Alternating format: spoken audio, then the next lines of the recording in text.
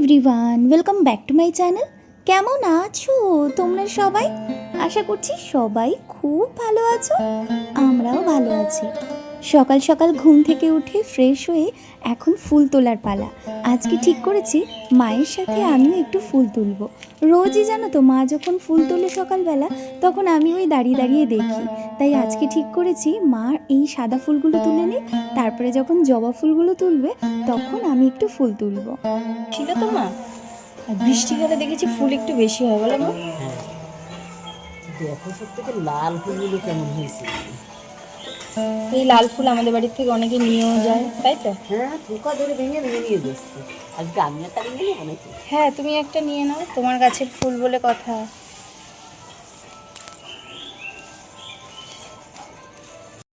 গ্রামের দিকের পরিবেশ, গ্রামের দিকের বাড়িঘর, এখানে কেউ কোনো গাছের ফুল ছিঁড়তে গেলে কোনো ভাবনা চিন্তা না করেই টুক করে ফুলটা তুলে নেয়।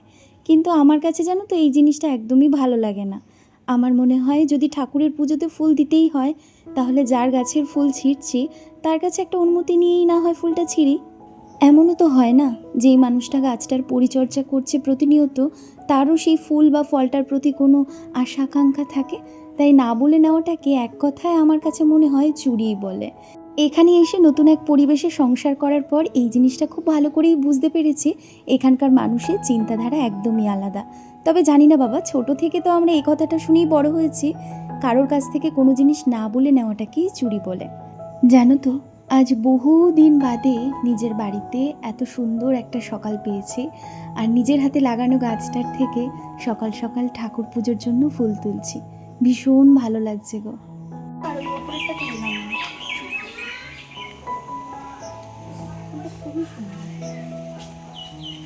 ডালটা কাটিয়ে দিলি তুমি তোলো না, ডাল টেনে ধরি।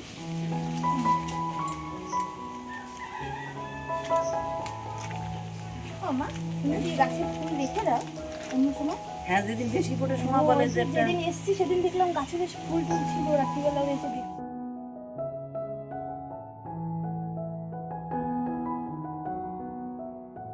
আসলে ওপর আর নিচ মিলিয়ে আমাদের বাড়িতে এতটাই ফুল হয় যে ফুল সবটা আমাদের ঠাকুরের পুজো লাগে না। তাই কিছুটা ফুল বাড়িতে আবার গাছে রেখে দেওয়া হয় গাছের সৌন্দর্য বৃদ্ধির জন্য। আর আগে না এতটা পরিমাণে নিচের ফুল রাখা হতো না, তাই আসার দিন রাত্রিবেলা ওই ফুলগুলো দেখে আমার বেশ ভালোই লেগেছিল। দেখো কতগুলো ফুল হয়েছে, সাজিটা একদম ভরে গেছে। সত্যি তো। আর জবা ফুল না হলে মনে হয় যে ফুলই হয়নি, জবা ফুলই মনে হয় সাজি ভরে গেছে। সত্যি তাই, খুব সুন্দর লাগছে আমার সাজিটা দেখতে। এখন কি করবে তাহলে? ঠাকুরের কাছে রেখে আসি, তারপরে পুজো দেবো পরে। হ্যাঁ, আর এখন সকালের খাবার দাবারের ব্যবস্থা হবে। সকালে আজকে কি হবে মা? আজকে হবে লুচি আর ছোলার ডাল, নারকেল কুচি কুচি করে দিয়ে। চলো একটু নাড়িয়ে, হ্যাঁ, তারপরে ঢাকবা, সেটাই ভিডিও করো। শুরু হয়ে গেছে কিন্তু। আজকে তো লুচি হবে, ছোলার ডাল হবে, এখন সেইগুলো প্রিপারেশন চলছে। আর ছোলার ডালের মধ্যে এরকম নারকেল চিলু করে দেওয়া হবে, তাই নারকেলগুলো আমি একটুখানি হাত দিয়ে এরম এরম করে ভেঙে নিচ্ছি। এই ছোলার ডালে না মা এরকম নারকেল দিলে, বুঝেছো, খেতে খুব স্বাদ হয়। অনুষ্ঠান বাড়িতেও দেখবো মা এরকম নারকেল দেয় চিলু করে, আবার খিচুড়ির মধ্যেও দেওয়া হয়। হ্যাঁ, খিচুড়ির মধ্যেও দেখি। হ্যাঁ, খিচুড়ির মধ্যেও দেয়, বেশ ভালোই লাগে খেতে। আর আমি তো নারকেল ভীষণ ভালো খাই। একটু আগেই বড় হয়ে এই নারকেলটা ছুলে দিল। এটা আমাদের গাছের নারকেল তো মা? হ্যাঁ, গাছের নারকেল দুটো রাখেছিলাম, একটা পচে গেছে। হ্যাঁ, সেটা নাড়ু করেছিল। পচিছি না অবশ্যই শুকিয়ে গেছে। হ্যাঁ, শুকিয়ে গেছে, সেই জন্য সেটা নাড়ু করে ফেলেছি, জল ছিল না তো। আর এইটা রেখে তুইছি যে তুমি তোমার জন্য কবেতেই নারকেল। আমার বাবা বলছে, হ্যাঁ, ঘরের নারকেল সব নষ্ট করে খাবে। কিন্তু তোমরা চলে গেছো, নিয়ে যাবা বলেছিলে, তা তো আর যাওয়ার সময় ভুলে গেছি। হ্যাঁ, আগের বার এসেছিলাম যখন, তখন নারকেল নিয়ে যাব ঠিক হয়েছিল, তা ভুলে গিয়েছিলাম, নারকেল আর নিয়ে যাওয়া হয়নি। আর যে জিনিসটা খাতে চাও সেই জিনিসটা না নিয়ে গেলে আমার আবার পরানটা ই করে। হ্যাঁ, মার আবার পরানটা ধাপায়, তাই তোমার ধাপায় তো? হ্যাঁ, দাপায়। আর যে জিনিস খাও না পারো সেই জিনিস নিয়ে আমার কোনো টেনশন না, খাইয়ে ফেলে দিই, কোনো ব্যাপার নেই। হ্যাঁ, আমরা যেটা না খাই সেটা মা খায়, যেটা কেউ না খায়, তাই তো মা? হ্যাঁ, সেটা মা খায়, নষ্ট করে ফেলে দেবো। আর যেটা মা ভালো খায় সেটা আর মা ভাগে পায় না। না পাই, আমার ছেলে মেয়ে আমার না দিয়ে কিছু পায় না। আমার বৌমা তাই আমরা খাইয়ে দেয় একেবারে।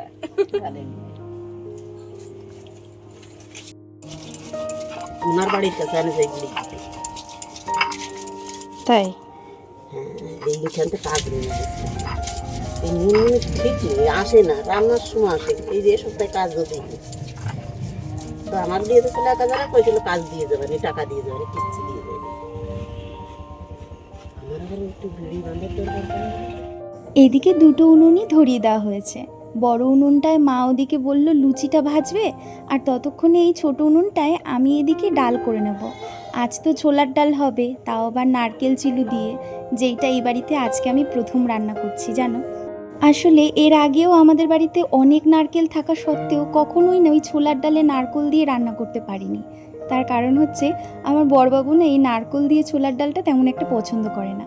কিন্তু আজকে তাকে বললাম আজকে ছোলার ডালটা এরকমভাবেই রান্না হোক, দেখো খেতে ভীষণ ভালো লাগবে। আর আমরা যখনই প্রতিবার বাড়িতে আসি শাশুড়ি মা আমাদের জন্য লুচি, ছোলার ডাল অথবা ঘুগনি, আলুর দম এই সমস্ত কিছু করেনি, তার কারণ তার খোকা লুচি খেতে ভীষণই ভালোবাসেন। গ্রামে বিয়ে হলেও কাঠের উনুনে কখনোই আমাকে রান্না করতে তেমন একটা হয়নি। সত্যি কথা বলতে ধোঁয়ায় আমার ভীষণ কষ্ট হয়, তাই শ্বশুরবাড়িতে কেউই খুব দরকার ছাড়া কাঠের উনুনে আমাকে রান্না করতে বলেও না, দেয়ও না। তবে আজকে এক কথায় বলতে পারো জোরাজুরি করেই এই ছোলার ডালটা করার দায়িত্ব নিয়েছি, কারণ মা এই ছোলার ডাল খেতে ভীষণ পছন্দ করে। তাই ভাবলাম যে সবার মুখের কথা ভেবে আমি না হয় ছোলার ডালটা রান্না করি। মা যদিও বলছিল প্রথমে যে থাক আজকে তোমাকে রান্না করতে হবে না, কারণ শরীরটা তেমন একটা ভালো নেই, তো আগুনের কাছে এখন আসতেই পাচ্ছি না জানো। আগুনের কাছে আসলেই না ভীষণ পরিমাণে মাথা ঘোরাচ্ছে, শরীরে কেমন যেন মানে দুর্বল দুর্বল লাগে। আগুনের কাছে আমি থাকতেই পাচ্ছি না। এমনি তো তাও যা হোক করে একটু ঠিক আছে, কিন্তু আগুনের কাছে আসলে বেশি খারাপ লাগে। যাই হোক, ওদিকে দেখো আমার ননদিনী কিন্তু লুচি বেলছে আর শাশুড়ি মা লুচি ভাজছে। এটা তুলে নিচ্ছি এবার।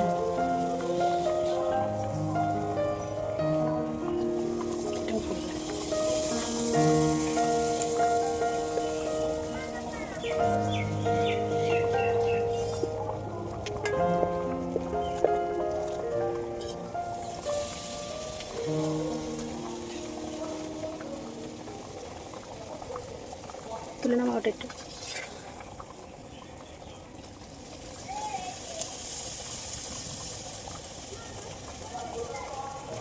বিয়ের পর যখন প্রথম কাঠের উনুনে রান্না করতাম তখন রান্না থেকে প্রচুর পরিমাণে ধুয়োর গন্ধ বেরোতো।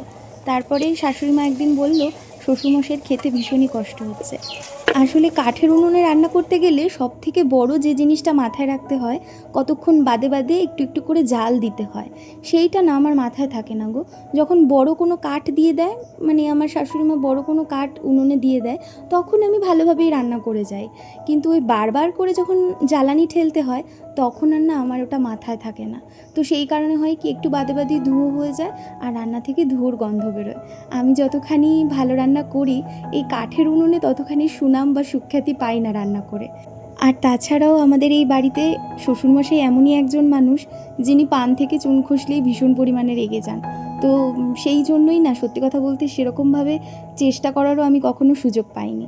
জানি মানুষ চেষ্টা করলে পারে না হেন কোনো কাজ নেই, তবে চেষ্টা করতেও তো কিছু সময়ের ব্যাপার আছে, আমি সেই সময়টা পাইনি। এই হচ্ছে আমাদের আজকের ছোলার ডাল, যেটা মা বলেছে তার খোকাকে বসিয়ে বসিয়ে খাওয়াবে। খোকা কত খেতে পারে। খোকা বলেছে যে খোকার নাকি প্রতিবারই কম পড়ে যায় ছোলার ডাল, ওই জন্য এইবার কিন্তু খোকাকে বেশি করে দিয়ে দিয়েছি। মা তোমার খোকাকে তাকে এমন দাও দিয়েছি বাটি পুরো একদম উপচে পড়ে গিয়েছে। আচ্ছা দাও, এবার তুমি লুচিটা দিয়ে দাও মা।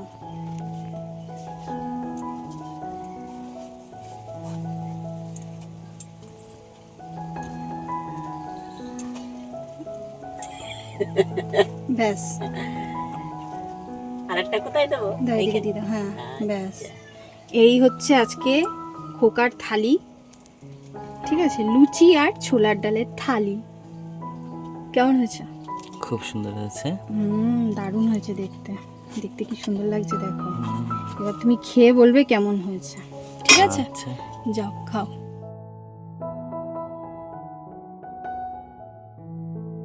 ইলশে গুড়ির বৃষ্টির দিনে যদি হঠাৎ করেই এরকম সকালবেলা ঠিক হয় যে লুচি আর ছোলার ডাল হবে, তাহলে কিন্তু মন্দ হয় না, তাই না বলো? তার উপর যদি আবার ছোলার ডালে একটু নারকেল চিলু করে দেওয়া থাকে, তাহলে তো পুরো জমি ক্ষীর হয়ে যায়। যাই হোক চলো, ওদিকে আরও কিছু লুচি ভাজা বাকি রয়েছে, তারপরে সবাই একসাথে খেতে বসবো। আর গরম গরম বড়বাবুকে তার মা খেতে দিয়ে দিয়েছে। আজ তবে আসি, দেখা হচ্ছে পরবর্তী ব্লগে।